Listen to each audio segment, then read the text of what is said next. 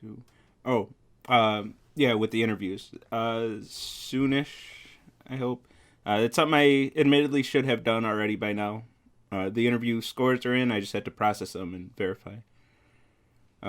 With the homeworks, as long as you got the code in the homework and your demo went well, there's usually no reason for you to not get credit for that. Those are rare cases. So if you got the auto lab portion, I wouldn't sweat it too much. And you know what you're talking about. I wouldn't sweat it too much. The bar isn't too high for those. The big decisions are students who didn't get the code and the demo didn't go well. Do I give them credit for the interview portion, even though they didn't have the code or the demo working? Sometimes I do that. And tough decisions like they didn't get the code, but the demo went well and the interview went well. Do I waive the code? Those are the decisions that take a little bit longer. But if you're in a spot where you're doing everything you're supposed to do and you got everything done, don't sweat it. You're going to get it. One Day Madman, Bunny, Trino, formerly known as O Grudge. Bite, what's up? Mothman's biggest fan. Janelgo, do Sunday. Janelgo's a beast of a homework. It's one of those things like functional programming lets you be so expressive in your code that you can get to a final solution that doesn't look like much. And I did this with my own solution even. I wrote up the code for it. And it doesn't look like it does a whole lot, but every character of that code is just responsible for so much work. Every method call, every object that's instantiated is doing so much that that doesn't look like a lot. Figuring out what code to write is tricky, to say the least. It's tricky, which makes it a good homework assignment. It makes you think. I want y'all to think. And be able to solve problems with code. That's why we're here. That's what we're doing here. Pre-homework on this Thursday. Tomorrow's lab. What is tomorrow's lab? I'd have to look at the schedule. Pre-homeworks don't exist anymore, though. There's no more pre-homeworks. I'll defer to the schedule. I forget what this week is. We just finished LO3, so it's going to be the LO3 verification quiz in lab tomorrow. All right. Yeah, see my announcement. Oh, I unpinned the announcement on Piazza, but the pre-homeworks are gone in exchange for more makeup, learning objective makeup labs. And that what would be the pre-homework is now rolled into the homework document itself. So in the genetic algorithm document, there's some test cases for you, which would have been the pre-lab. And then there's no grader for those in Autolab. So, and this is intentional. I think next semester I'll start the semester with this schedule, with this lab schedule, where there's pre-homeworks for the first few and auto-graders for the pre-homeworks, to get you started on how to write your tests. And then for the later homeworks, you're not going to have that crutch. You're going to, at this point of the semester, you're expected to be able to test your own code and your own programs without me holding your hand. So the genetic algorithm grader, it's you got it or you didn't. So it's up to you to write those tests, and it's up to you to verify that your tests are effectively testing your genetic algorithm. Now, that said, I did give you some pre-homework examples in there that are designed to expose some common bugs that students have asked about in the past. So, for example, if students write their own tests, they'll always write, some of them, not every student, but a lot of students will only write tests where the optimal solution has a cost of 0. And then their genetic algorithm, the base case will be if score is less than 0.01, return that solution, which is not a good way of doing things. So I have tests in there that are designed to get rid of bugs like that, to expose bugs like that. So I'm guiding you a little bit still, but the crutches are being pulled away. Dennis Grace, damn right. Gen Algo is way too cool. What you can do with this assignment is really, that you're solving. So in general, the genetic algorithm is allowing you to solve problems without actually solving them.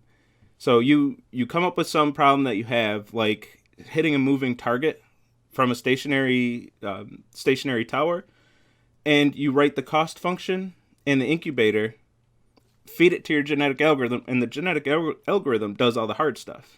You never actually have to think about leading the target, about the physics involved, about how things move around.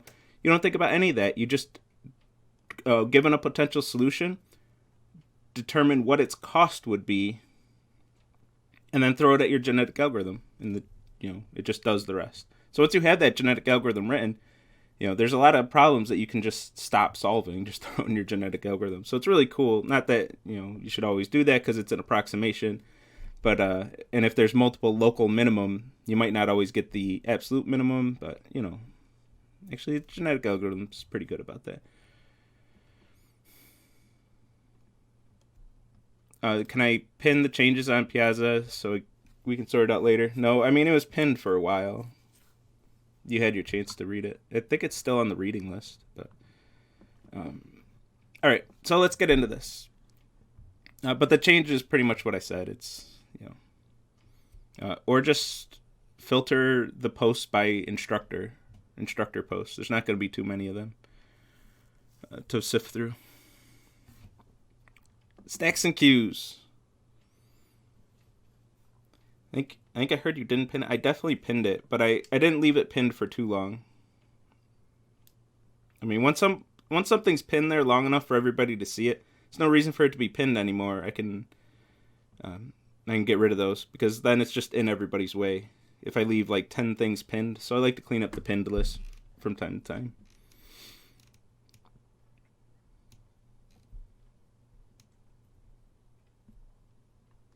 Talked about on the LO1 makeup lab. It was LO1 makeup lab and lab restructure. I think I tried to combine it into one post. But the gist of it is pre-homeworks are gone and there's more learning objective makeups. The changes are reflected on the course schedule. Just look at the lab for each week. All right, stacks and queues. Let's do this. For real this time. We're already 7 minutes in. I'm talking to chat too much. So the lecture question today, we're going to build a backlog, which is going to effectively be a queue data structure. So we're going to talk about queues, and you'll be able to build that queue. To be honest, you could probably write this question without formally being introduced to what a queue is, for what it's worth. But we're definitely going to formally talk about what a queue is. So a backlog, think of, I have a lot of tasks to do, but I don't have time to complete them. So when a new task comes in, I'm going to add it to the backlog. Then when I have time to complete a task, I'm going to complete the task that's been sitting in my backlog the longest. To complete a task, we're both going to remove it from the backlog and call some function on that task, on whatever it is that we have to do. So we can add tasks to the backlog. We can complete tasks by calling this function on that task and then remove it from the backlog. And if we try to complete a task while the backlog is empty, just nothing happens. But most importantly, your program shouldn't crash. You shouldn't have an error when that happens. And I usually don't do this, but I will show the bonus slide today. That's going to take forever scrolling that way. I will show the bonus slide today just to make sure it's clear what we're talking about. Here's an example, and I want to show off one quick thing with this. Here's an example of using the backlog. So I'm going to create a new backlog with the type parameter being email, with a class named email that I have that has a state variable that marks if it was checked or not. And then I have a function that checks an email for me, just changes the state variable to true. So I'm going to create a backlog of type email with this function, check email, technically a method in this case, with this method, and then add emails to the backlog, check some tasks, and then I expect if I would have to store references to these emails elsewhere. I can't use this directly for testing. You have some work to do still. But if I have a reference to this email, then I can check that email and make sure that its checked variable is now true after complete task was called. So this is a way that you can set up the testing for this lecture question. And the one thing I want to highlight is you can write helper classes in your testing, but that helper class, the definition has to appear inside your test class, at least your test file. So that file that you submit for testing, you can have this class defined right inside your test class as an inner class, or in the same file but as a separate class. And my grader will see that and won't delete it. If you have this email class outside of your testing file and outside of your testing package, then my grader is going to delete that when it replaces your solution with one of my solutions and then runs your test against my solutions. It's going to delete that extra class that you wrote. So make sure that class is in your test suite, at least in that file or in the test package, as I don't delete anything in that test package. So make sure you're setting that up for your testing, or use some mutable class that's built into Scala if you want to avoid all that. But I'd recommend using this. I mean, if I saw a whole bunch of test suites with this email class exactly as written, I wouldn't be upset at that. Just use that email example. You'll be able to get your testing done, because there is testing. Okay, so with that, and for those of you who still aren't aware of this, I usually will have bonus slides. I shouldn't say usually, but maybe, I don't know, 50% of the time, maybe a little less than that. I'll have that bonus slide at the end of the slide deck, but I usually don't show those in lecture. It's only 2 or 3 times, I think, I've shown them off in lecture, just when it's something that I really want to make sure everybody's seeing. But when you download the slides to get the lecture question, you should do a little scroll all the way to the bottom, and check if there's a bonus slide for you, because those are designed to help you out and give you hints. Bonus slide's a sweet surprise. Yeah, you can use that as a test case, but my incorrect solutions are designed so that that's not going to get all of them. I think it gets 2 out of the 3, but the third one you have to write some more testing for. And you have to write your asserts and actually change that into a test suite, because that's just sample code right now. So you still have some work to do, but you can use that code. You can cut and paste that and use that as your starting point. I'm fine with that. I actually got this question in my email the other day. I haven't made this clear. I don't think I said that this at all this semester. But any code that I provide, and any code like in the examples repo, that's all fair game. You can use all of that code. That's not academic integrity if I provided the code, is one of my policies. If I provide the code and show it to you in lecture, or give it to you in the examples repo, you can use that code in your submissions. You can cut and paste it right into your code. In most cases, that's not the most effective way to learn. But in some cases, like when we talk about graphs next week, and I do the breadth first search algorithm, I'll give you code for that. And it's perfectly okay for you to cut and paste that into your code and then modify it to accomplish whatever the lecture question or homework is asking for.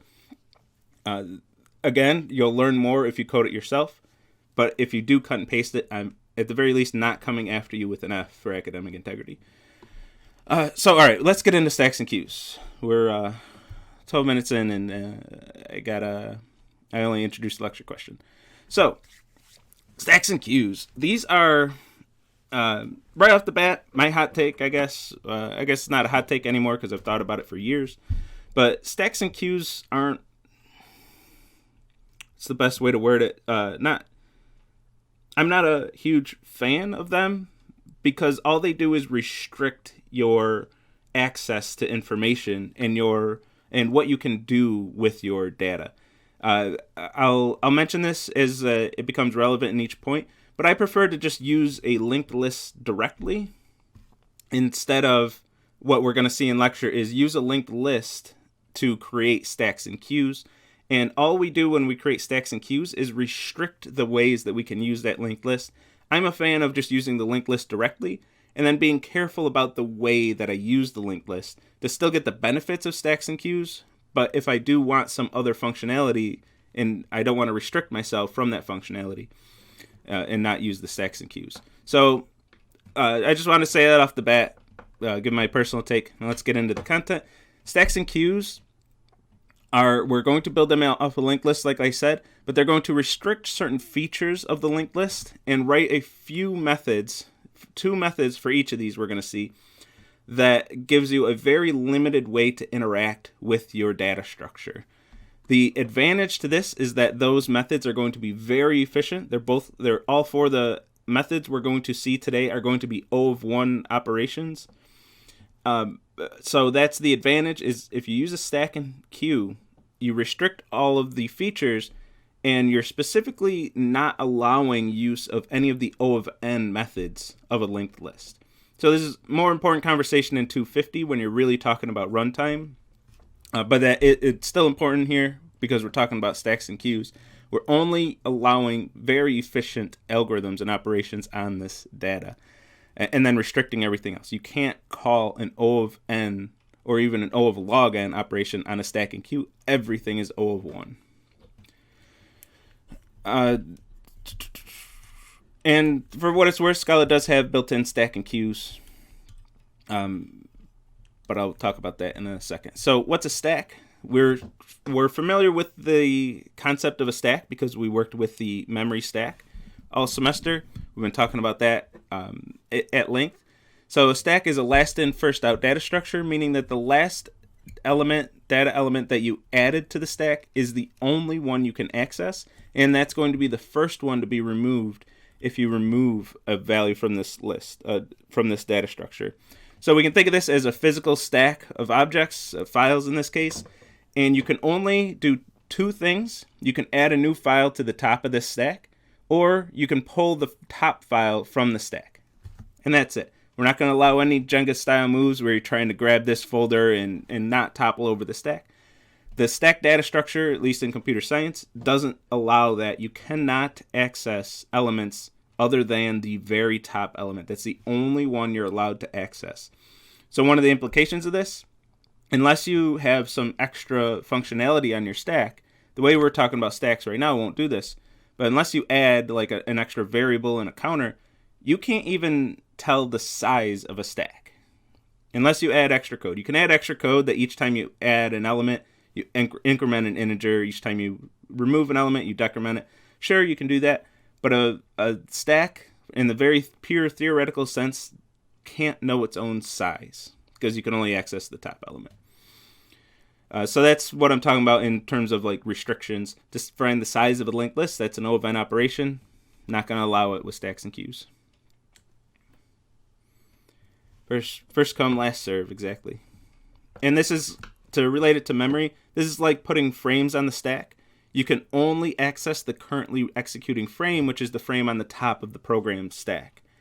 That's the only frame you can access. You cannot go back to another frame until that frame returns, and then returns execution and control to the next frame on the stack. So you get rid of the frame that's executing, that returns its value to the next frame, then that frame can continue, and all that frame can do is either remove itself, return to the previous frame, the next frame on the stack, or create a new frame and add a new frame to the stack by making a method or function call. So we're already used to that idea that, last come, first come, last serve. The main method is the last frame to ever end, and it was the first frame to show up to be added. So the main frame, that would be the very last thing, the very bottom of the stack, and that has to wait for everything else to process before it can finish its work. Yeah, it's bad customer service. You don't want to be the main method if you're thinking in terms of customer service.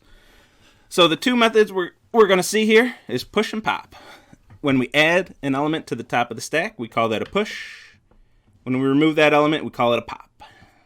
Push and pop. The two primary stack methods. Sometimes you'll see a third method, and some languages have a third method implemented, usually called peek, which lets you read the top element of the stack without removing it. Sometimes you'll see that, but it's optional based on the theory, the concept of a stack. That's an optional method. And one thing, I wanted to mention this on the first slide, but the reason we still, even despite my personal feelings where stack and queue, like why don't you just use a list and use them as stacks and queues, but we want to focus on the concept of a stack and a queue.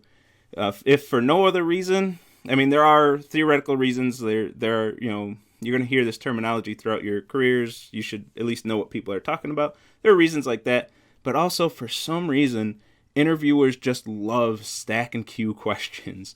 You'll get, and linked lists for that matter. They love asking questions about these, so we'd be certainly doing you a disservice if we didn't explicitly talk about stacks and queues. This is something important for those interviews. Maybe interviewers just can't think of other questions, but they'll be like, if you have a stack, how would you invert it? They'll ask you a question like that. Sometimes, depending on the interviewer, of course, but for some reason, stack and queues, in linked lists in general, and trees, actually, a lot of this group of 4 lectures that we're covering, a lot of interview questions related to these. Find the So for example, find the center element of a linked list. What's the center element? And do it in one pass. Sometimes you want to do it with one for loop, for example, which can be fun. And finding the mode in a linked list of integers, things like that make great interview questions. Because you, one, have to understand the structure of a linked list, and then two, have to understand it well enough to write a new algorithm and expand that in a creative way. You can actually find the midpoint of a linked list with one loop. It's an interesting solution. After lecture, I can talk about that if anyone's interested. You complete UV's use program. So let's look at this in the code. I want to implement push and pop. So for this, I'm going to create a class, the stack class, which is going to kind of be a wrapper for a linked list. Before, we just had linked list nodes, and if we wanted to represent a linked list, we would have a reference to the first element in that linked list, which we usually call the head of the list. For this, we're still going to use that. We're still going to use our linked list nodes, but we're going to wrap it in a class and control that list a little bit more than just saying, hey, if you want to use this list, just take a reference to an element and then do your thing after that. So we're going to have a linked list node, which is the top of the stack. We're going to have a reference to the top of the stack, and then the stack is effectively going to be our linked list with the last element, the first element that was added to the stack, that bottom of the stack, is going to be the last element, which is going to refer to null, and that's how we're going to build this thing. So we're going to initialize the top to null.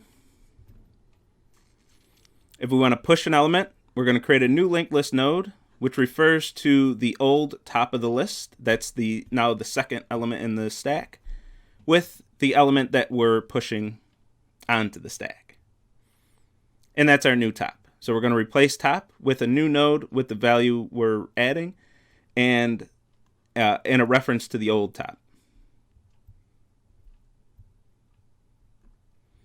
If we want to pop, we're going to grab the value from the top of the stack because that's what we're going to end up returning. We don't want to lose that value, which we'll lose access to in the next line, and then update the top to be whatever the top is referring to, whatever the second element in the stack is, and then return whatever that value was that was on the top. And that's it. I could add some more code here. I could say if this dot top equals null, don't do anything. But typically stacks do throw an error if you try to pop off an empty stack. So if you have a stack class in most languages and you call pop on it when it's empty, usually your program will crash if you don't catch the error and do some error handling with it. So I'll leave it like that. And I just don't want more code on the slide. I want to keep this slide as simple as I can. So you could add an if null check, if this dot top equals null, but I don't want to. Because then we have to define what it returns. Does it return null then? Probably. Does it explicitly throw a null pointer exception like it does right now? Anyway, we can't pop from an empty stack error. So to use this stack, for what it's worth, this works exactly the same way as Scala's built-in stack. But we're going to create a stack with some type parameter. I put my type parameter here just to show that you can do that. You can give the type parameter directly to the constructor, or we could say of stack of type stack of int, and then say new stack. I'm going to push some values. I'm going to pop a value. This is going to do what you would expect it to do. It's going to push 3, so 3 is on the bottom of the stack. Push 7 on top of that, push 2 on top of that, push -5 on top of that, and then pop -5. So after this code executes, our stack is 2 on the top of the stack, then 7, then 3 on the bottom. So as long as you're comfortable with linked lists and you're good on Monday's material, this should be no problem for you to understand, I would assume. But I'll check for questions quick. Been catching errors on the old internet. It's not part of this. It's one of the topics that I always contemplate, adding into 116. But the situation I'm in right now is 116 is stuffed. It has so many topics, and That was just one of the topics that hasn't made the cut. Yeah, exactly, P. Try catch. And the way Scala handles errors is different than other languages too. So it'd be tougher to focus on the concept because we would see Scala's way of handling these errors. It would get a little tougher. Not too bad, but it's certainly something 116 students could handle. But do I increase the pace of the course, or do I cut another topic to get it in there? And it just doesn't relate to any of the learning objectives of the course. But it is something that I miss. Like, it's something that I feel like should probably be covered, before the end of the second semester. You go 2 semesters without seeing try-catch.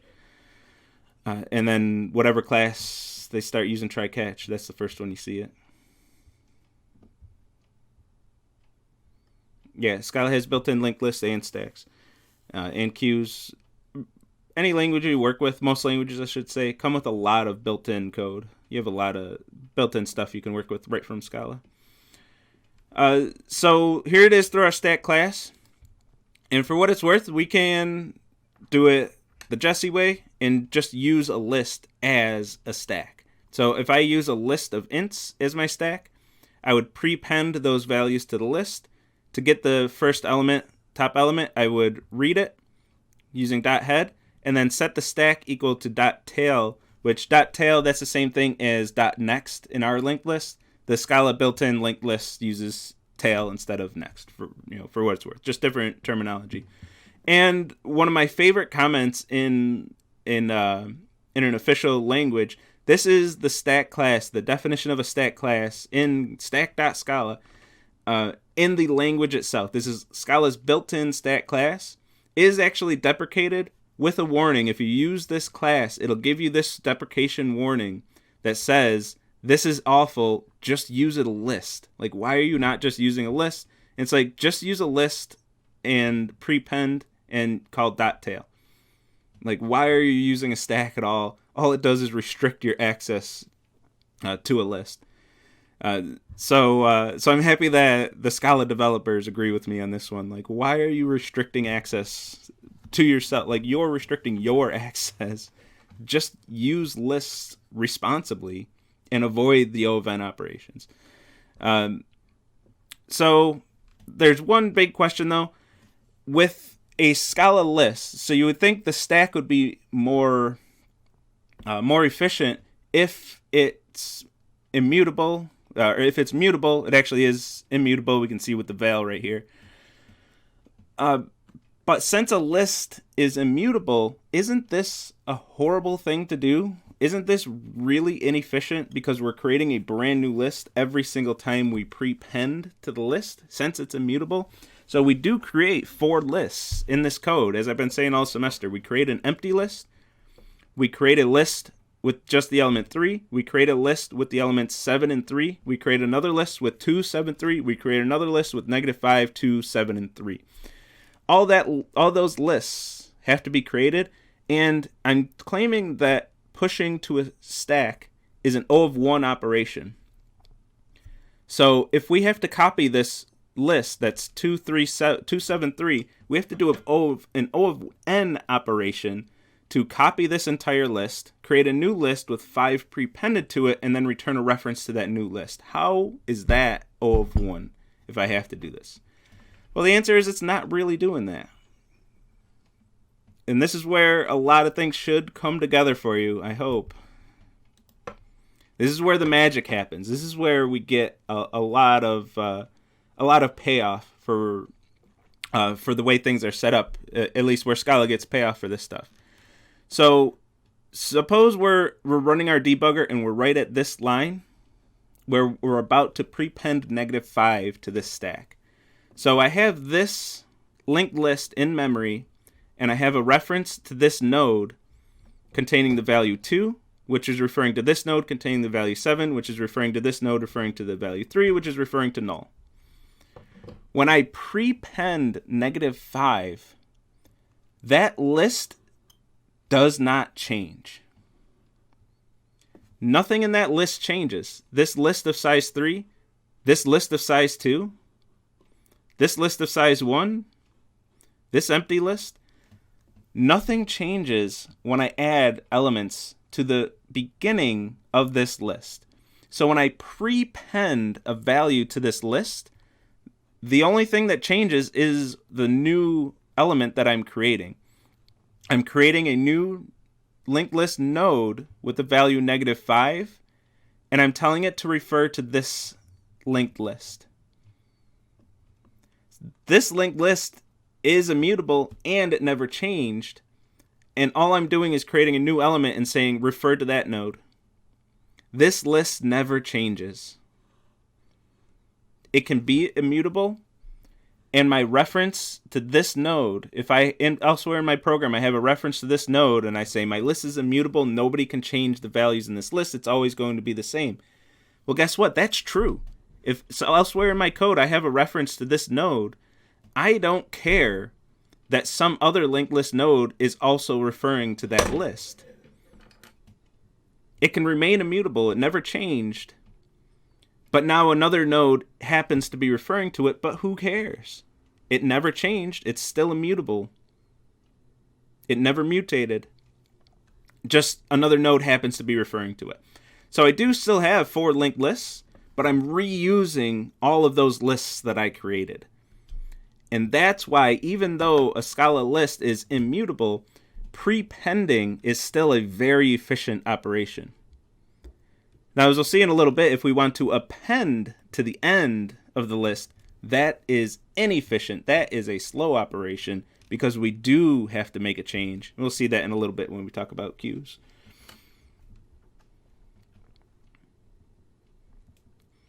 And that's where our big payoff. If you're using prepend, this double colon in Scala, that is a very efficient operation. You are technically creating a new list, but that new list that you create, you only actually create one new node, and that node refers to the rest of the list, the old list. So you're reusing the old list. You're not making entire copies of the list with the new element prepended to it. That's why back when we did the linked list example, when I was talking about immutability, I said technically these lists do not get garbage collected. This is why, because we're still using those lists. We still have references to that list through this new list. This list refers to this list, refers to this list, refers to this list, refers to this list. So this list still exists. It's still on the heap and it can't get garbage collected because we are still, in fact, using it. Oh, and I didn't update this. So drop 1 is going to drop the first element. It's just going to call next once and then return a reference to that. It's going to call next this many times, or .tail in Scala, that many times, and then return a reference to that node, and then that can be our new list. Yeah, exactly. The prepending works well with that LIFO, last in first out idea. A linked list, the way it's built in Scala and the way I've presented in class, is what we call a singly linked list in a reference to the first element in the list. It's set up very well to act as a stack, in a very efficient stack. Even with the immutability, it's very efficient. We can append to the front, and we can update our reference to hop through if we want to pretend that this is gone and pop it from our stack. All we have to do is follow next and get a reference to this node and set our variable equal to that reference now. This node still exists, but we're not referring to it. We now have a reference to this node, so we effectively can't even see this node, even though it's still there. And in this case, it would end up getting garbage collected if this is our entire program. This could get garbage collected because we no longer refer to it. And then we'd have this as our list.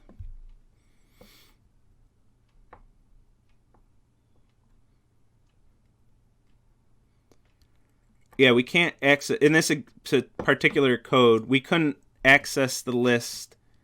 I mean, we can with drop 1 or .tail. We can still access those other lists, but not directly. We do have to do some work. We have to ask the stack to get a new reference. This is how. That's maybe a more obscure example, but this is how I got Oven runtime for merge and merge sort. I use the drop one method, which I could change to .tail. But I'm saying, hey, give me the reference to the next element in this linked list. Instead of saying .apply of I, I'm saying in the next recursive call, give a reference to the next element, the next node in this linked list.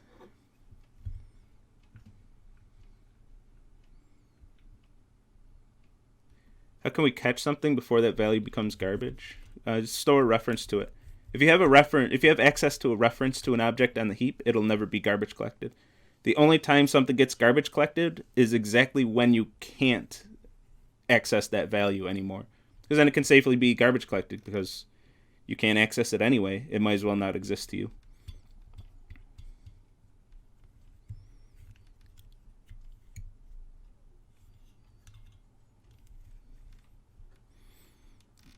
Yeah, we can access them though. So if we say, so in Scala it's .tail instead of .next. But in our examples we use next. If I say stack .next, for example, that's going to return a reference to the list with elements 7 and 3. So I can still access those smaller lists.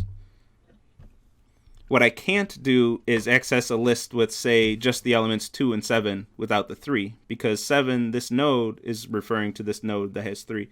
So we can't easily cut out a node, but we can always get any suffix of the string, so to say. Anything, any element all the way to null, we can always get. We can always access. All right, so let's talk about queues. This is just the opposite. It's a first in, first out. So this is first come, first serve. When you enter a queue, you have your spot in the queue, and then everybody in front of you is going to be served before you are able to get served. And you can only add elements to the end of the queue, and you can only remove elements from the front of the queue. So just like a queue, if you're waiting for a roller coaster or whatever, just like any queue, anything that you have to queue up for.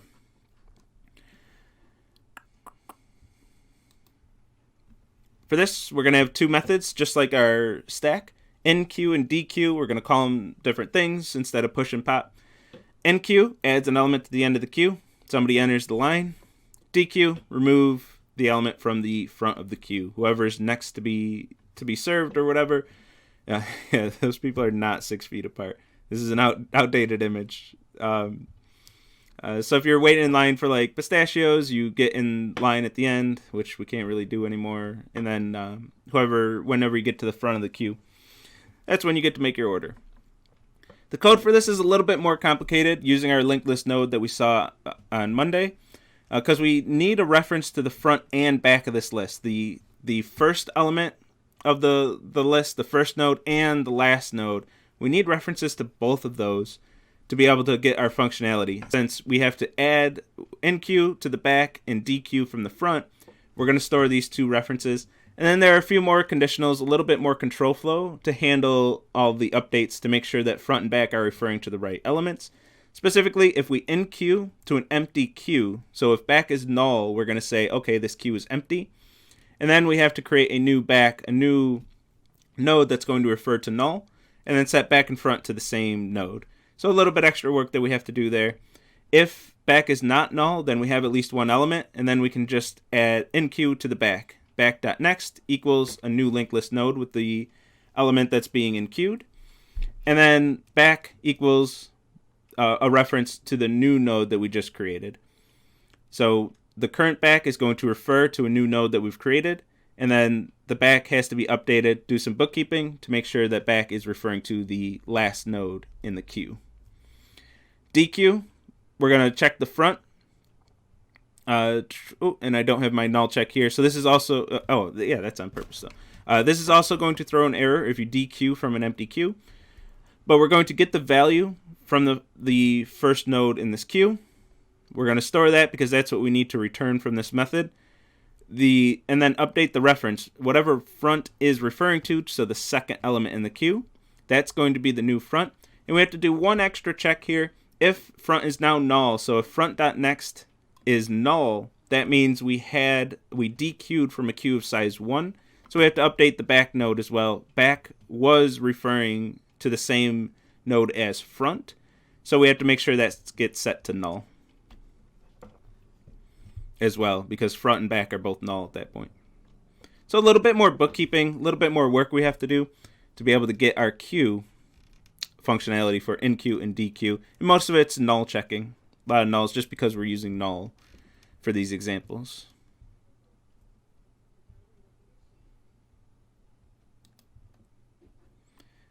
The usage of this, once we have the code, the functionality written, is, for what it's worth, exactly the same as Scala's built-in queue.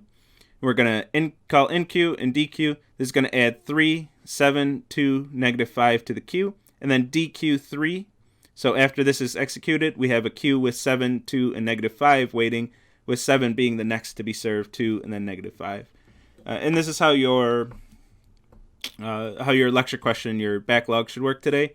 If I enqueue emails, if I backlog, add tasks, emails in the example I gave to the queue, whatever the first email that was added to that queue should be the first one that's dequeued. So you have to make sure you keep track of the order in which those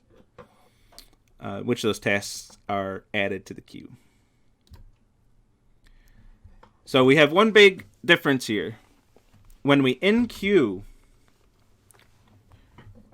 to a list, so we could use Scala's built-in list, but if we did, when we enqueue to a list, so we have this list, this queue, is this the,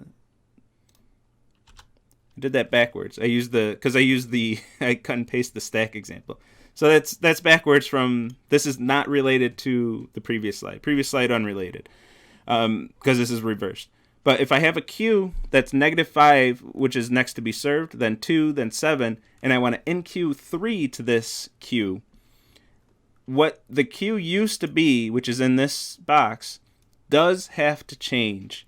This cannot be immutable because it does have to change. This node 7, which was referring to null because it was the end of the queue built on this linked list, it was the end of the linked list. This does have to change to now refer to this new node that we're creating instead of null. So we don't get that nice property that we had with stacks where we could just prepend to the linked list without changing the old list. Now we do have to change the old list to be able to append to a linked list, to enqueue to the queue.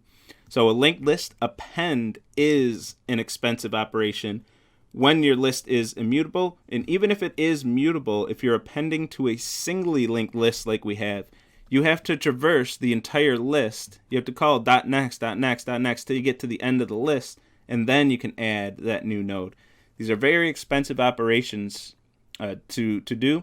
So this linked list is not quite suitable for our purposes. An immutable singly linked list. Now we got away with it in our code because 1, our list is mutable, and 2, we're storing a reference to the back of the list as well as the front. So we don't always only have a reference to the head of the linked list. So we don't have that O of n operation. So these are O of 1 operations because we're using a mutable linked list and we store 2 references, not just the reference to the front of the list. So we do get our nice operations there. We can't do this with a Scala built-in list. So this is one case where we can't just pull a list off the shelf, the Scala immutable list off the shelf, and just use it as a queue. So this is a case where we would use a mutable list if we want to make sure we have these efficient operations. And again, for what it's worth, the Scala built-in queue does use a mutable list. It doesn't use the immutable list class. So if you look through the source code of that, you'll see that it's built off of a mutable list, just like we built ours here. Because you can't do it with a mutable list, not efficiently. If you're not efficient, there's no point in using a queue. Like, why are you using a queue class, which only restricts access, so you can only use efficient operators, and then you use inefficient operators. There wouldn't be a point.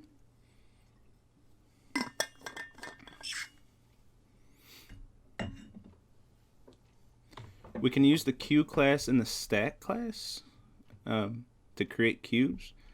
You want to use a stack?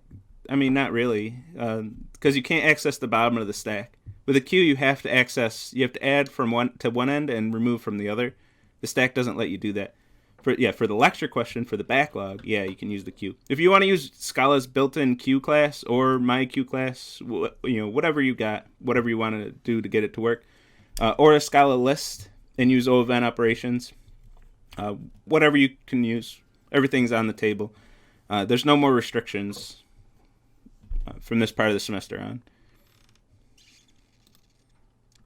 So let's see a case where we would want to use a stack. And technically, you could kind of use a queue in this, but you don't quite have to. But let's talk about expressions and order of operations. Oh my goodness, that's 5 minutes left. Okay, we can do this, though. So this is what we call an infix expression. You've been seeing these since grade school. You've seen these forever. You know what these are. So when we have an expression written like this, we have operators, which are written what we call infix, which means they appear in between the two operands. So this is 12 minus 4, where we have the minus operator, which is being evaluated on the inputs 12 and 4. If this were a method call, we would do like minus dot and then in parentheses 12 comma 4. You can kind of think of it like this. 12 and 4 are the parameters of the subtract method, or subtract function in this case. So the operators in between the two operands, you're used to this. Then we use PEMDAS for our order of operations. So when we want to evaluate this thing, with the quick math there, it's not 4 though, -6. So if we want to evaluate this thing, we start with the parentheses. 12 minus 4 is 8. Then we go inside, go to the other parentheses. Start with exponentiation, which I don't have any in this example. Go to all the multiplication and division, evaluate those left to right. So we skip this addition, do this division first. That's 3. Do the multiplication, that's 6. And then do addition, subtraction, 14. And subtraction outside of the parentheses, -6. So a few things to note. Of course, we have to skip over this addition. If we were trying to evaluate this, if this was like the calculator homework, you would evaluate this in the order that the operations appear. So you would do the addition first, then the division, because you can't look ahead to the future to what button somebody's going to press in the future, so we don't handle order of operations for that assignment. For this, we have to skip over the addition, and even though division and multiplication are tied for order of operations, we have to do the division first. We have to do the one on the left first, and then the one on the right. If we did 3 times 2, that would be 6. 9 divided by 6 is going to be 1.5, and we're going to get a different answer if we do the multiplication first. So we have to make sure we do division, multiplication, then addition, and do the parentheses first, and then the subtraction is the absolute last thing. Hopefully that was all review. Now, let's throw something new at you. Postfix expression. So instead of infix, where the operator goes in between the two operands, now postfix, the operator is going to go after the two operands. Now, you might say, why the hell would we ever do that? And I would be tempted to agree, so let me explain. The advantages to this is we don't need any parentheses, and we don't need any order of operations. The rules are extremely simplified, which makes it very easy for computers to read. You could write a method. I could give you even a lecture question that says, write a method that evaluates a postfix expression, and you should be able to handle that. Because the algorithm is pretty easy. You read until you find an operator, and then go to the previous two values. Those are operands, and evaluate the thing. 12 minus 4. Read until the division. 9 divided by 3, which is 3. 3 times 2, and so on. I'll go through that in the next slide. The big disadvantage is without a lot of practice, this is very difficult for humans to read. But we do like this because it's easy for our computers to process. Amber alert. And then you just want me to go to the internet? Was that real? And then it goes away when I unlock my phone? How is that helpful?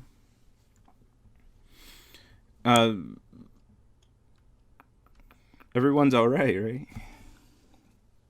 Did I see that right? It said go to this site, but now it's gone. My phone was locked, so I couldn't just go to the site.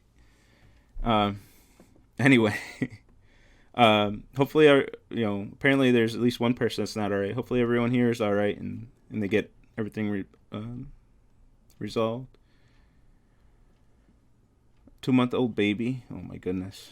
Could you imagine? Ooh.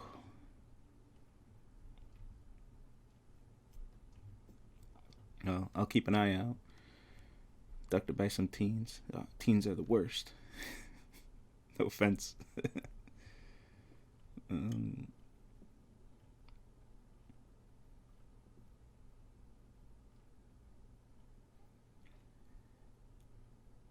Yeah, hopefully everything's fine.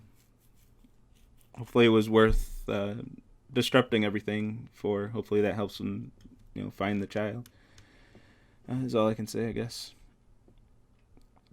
All right, so back on track with negative 1 minutes. So when we go through this, we're going to read till we find an operator and evaluate using the previous two as operands. We're going to read until the next one. We find a division, evaluate, find a multiplication, evaluate, find an addition, evaluate, find a subtraction, evaluate. And at the end, if it's well formed, we should get at just a single value, and we get the same answer. This is the same expression that we saw on the other slide, just written in postfix notation instead of infix notation. Go and interview. Good luck, Mango. So I'll go through these quick because I won't want to go through them on another day.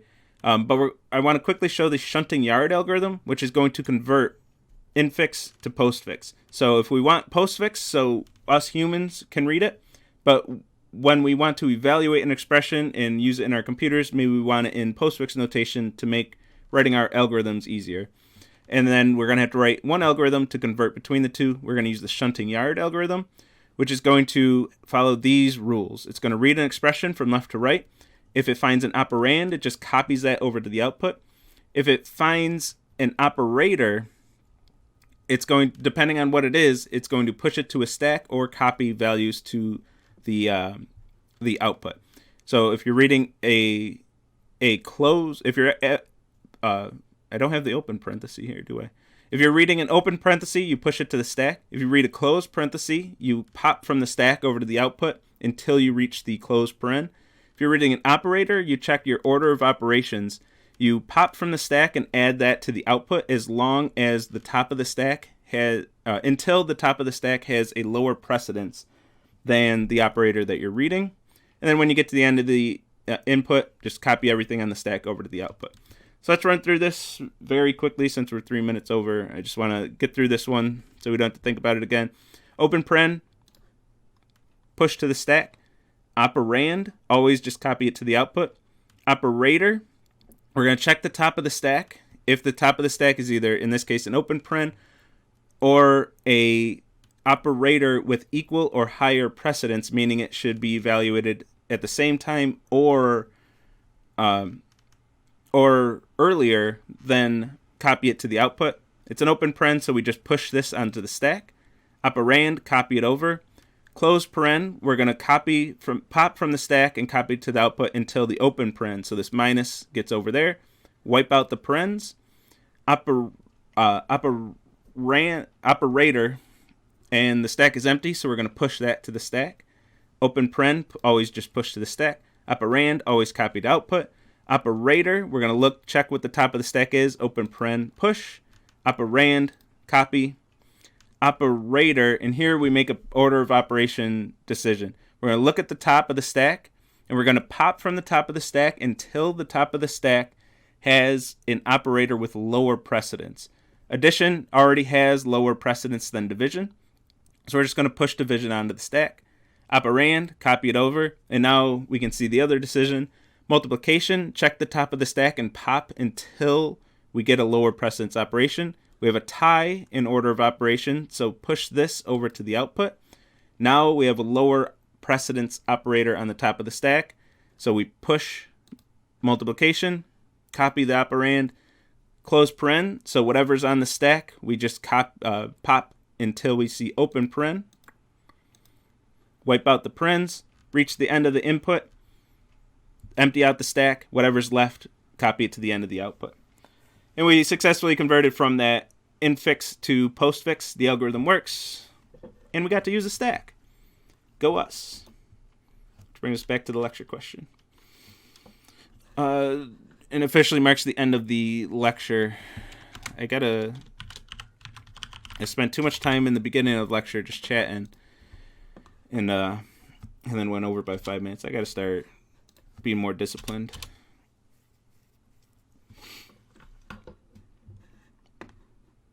Since we have this 20 minutes to chat, I wish we had more time. I have a lecture right after, though, at 4:42. Would we use the linked list class for today's lecture question? If you want to, but you don't have to. You can just use Scala's list. You can even use Scala's built-in queue if you want. I'm not picky. Use whatever you want. Whatever you can do to get the job done for this one. For reference, today's lecture question, I just want you to get used to the idea and the concept of a queue and using a queue and testing a queue. And I'm sprinkling in a little bit of first order function on there just to give a reminder of, hey, first order functions are still a thing. And now that we can use state again, here's a first order function that we're calling for its side effects. So we're kind of mixing OOP and FP in one thing, which will upset all the purists, whether you're OOP or FP purists. You're going to get mad at me.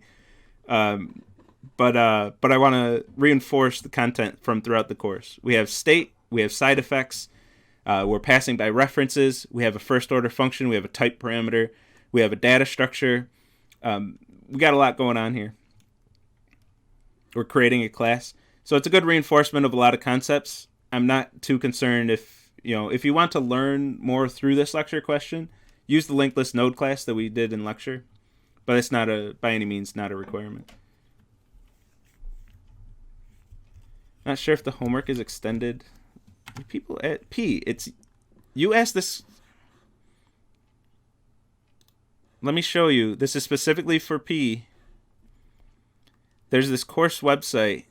I won't give the URL. November 1st, functional programming homework. What's lab this week? Learning objective verification, functional programming. What's lab next week?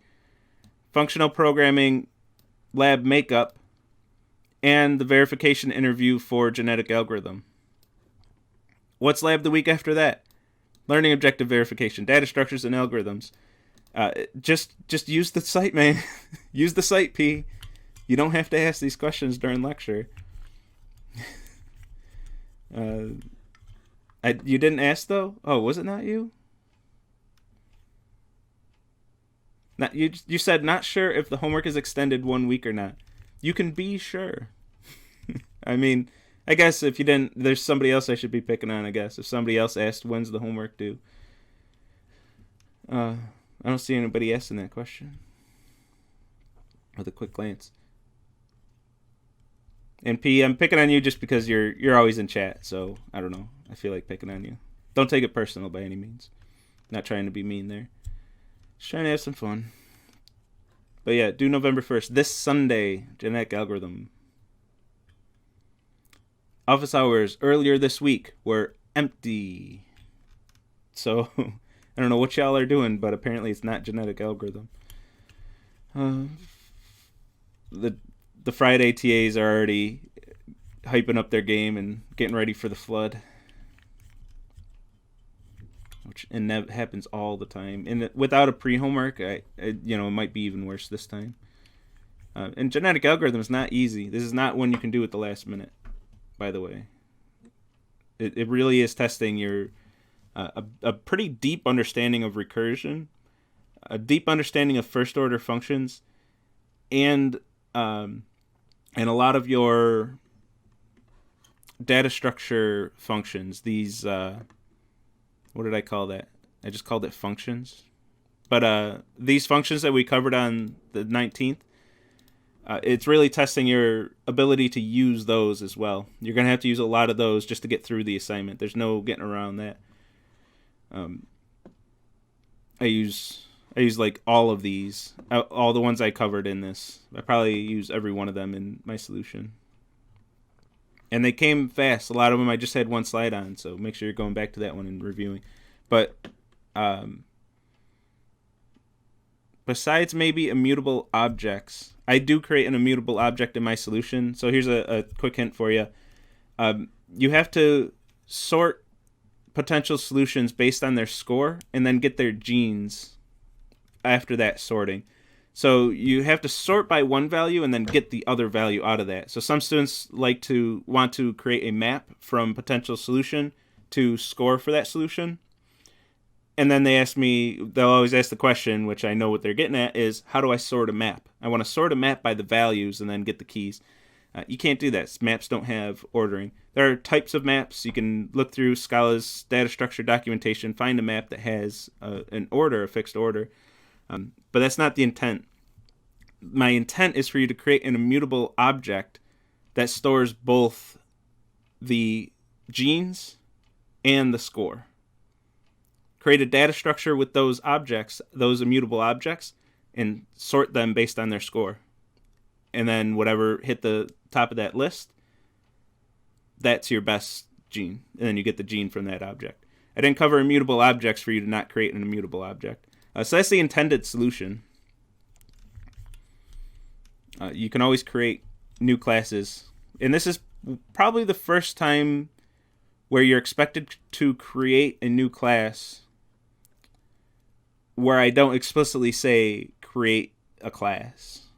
Or like for the calculator, you're going to have to create classes for this. It's the first time where I don't beat you over the head with, you're going to need classes for this. I guess I am right now anyway.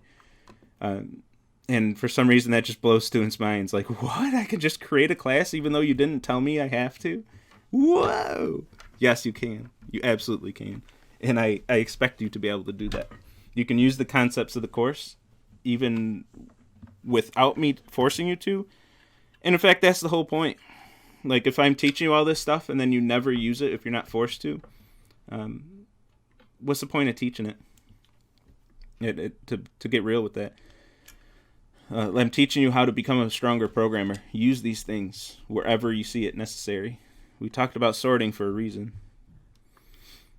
Anyway, hopefully that helps. I might not have had the right tone when I said that, but I'm trying to help you out there.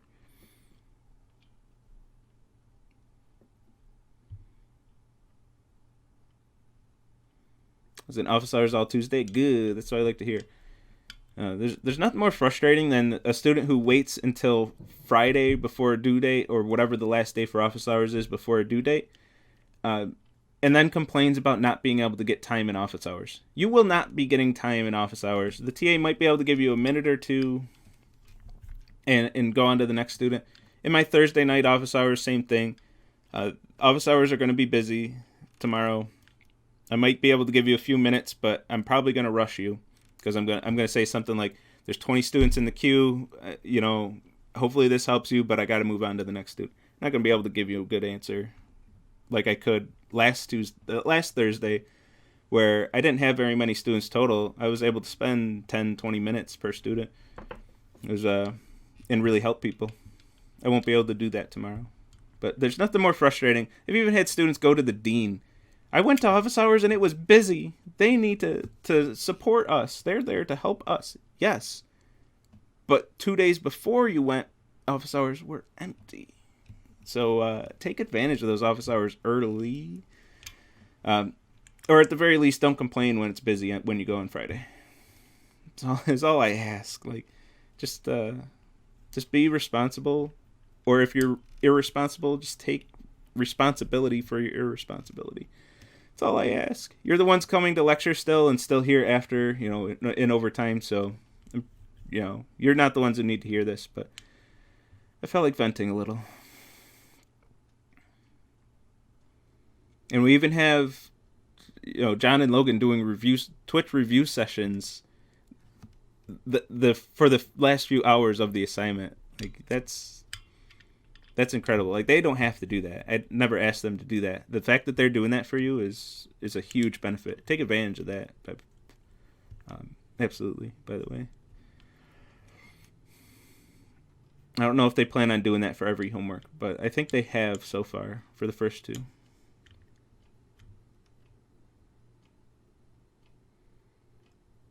Yeah, and I don't know this. Do it small. No matter what I say, students will wait to the last minute. I am thinking about some restructuring, so I go back and forth on this.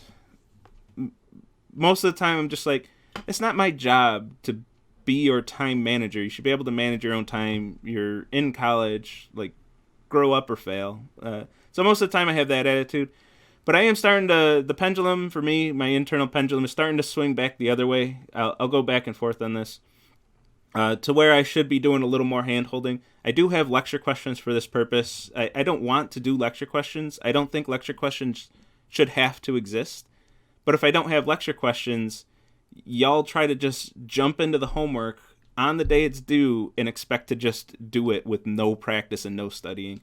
And then, a lot of students end up failing, and then it looks bad on me when I fail so many students. So I have lecture questions to guide you to, kind of lay the breadcrumb trail.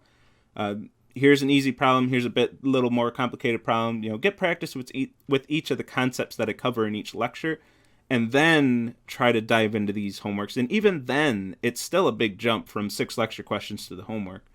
And also, I have students who dive into the homework without even attempting the lecture questions, which still baffles me. Like, I showed you the path, and you still took the shortcut through the thorn bushes. I can't do much more for you. But even then, I'm starting to swing a little bit more this way, and I might break the assignments into, like, objective 1 is due this day, objective 2 is due this day, objective 3 is due this day, the primary objective is due this other day, so I can at least get students working for 4 days instead of 1.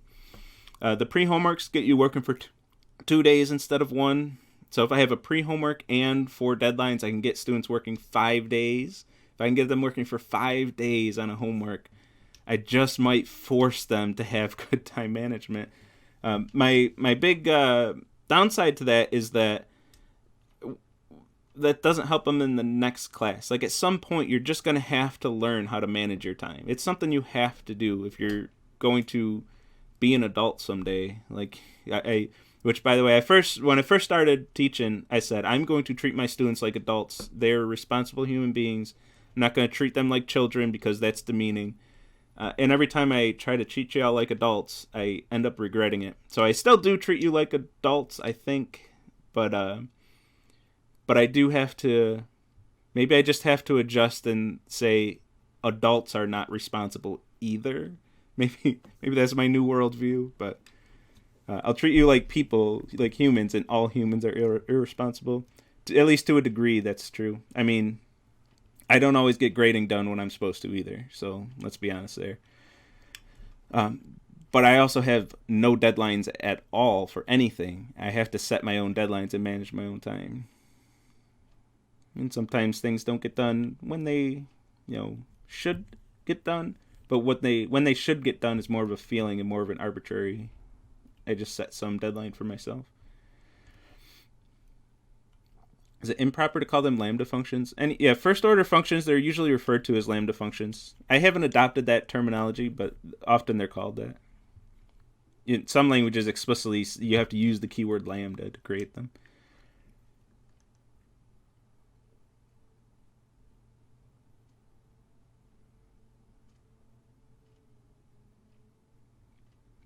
Oh yeah, and do it small. You don't have to use OOP for gen algo, but if you create an immutable object, it simplifies things by a pretty good amount.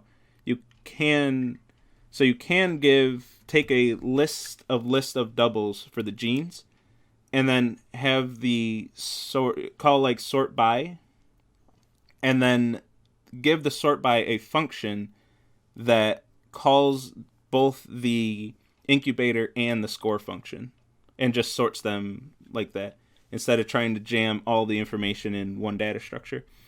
So there are a few ways. You can take the OOP approach with an immutable object, like I mentioned, or you can take the FP approach and build a more complex comparator for your sorting function, or sort by with without a legit comparator. So you have choices. We're at the part of the semester where I showed you these two paradigms. When you're faced with a challenge, which one are you going to use, or are you going to use neither? And for this specific situation, neither is going to probably not work out too well for you. It might. I mean, maybe there's a way to do it, but those two solutions I just mentioned are the intended. Like, those are the ways that I showed you how to get things done. So you should use them. Excuse me.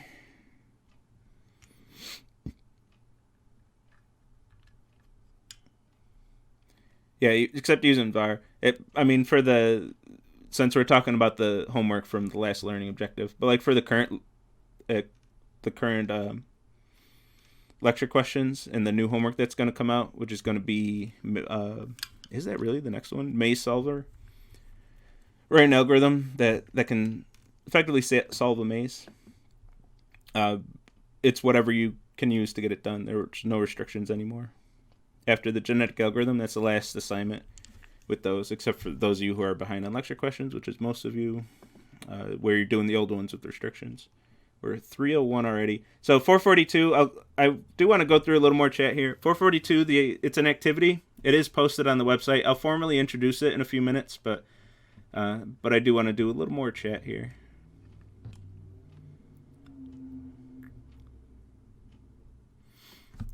How could we make the class any compatible? Like, make it of type T? I'm not quite sure if I understand the question, Marcos, but we do type parameters, so we don't have to use any. So you could use any instead of type parameters, but that has significant disadvantages. You can never get the functionality specific to that type. But with type parameters, you can maintain that functionality, at least outside of the algorithm. Like, it's the difference between creating a list of ints and filling it with ints, or a list of any and filling it with ints. Once you have a list of any and fill it with ints, you can no longer do any int stuff with the elements of that list. But you give it a type parameter int, and now when you say list.apply of 3, you know that's an int. It's already of type int, and you can work with it as an int. So that's why we use type parameters instead of any. It gives us a lot more flexibility. If you use any, you're going to have typecasting all over the place, and it's just asking for errors. You're going to get more errors that way. Once you make a mistake, when you assume something's a double, so you cast it to a double, but it was actually a string, well, you're done. Your program crashes.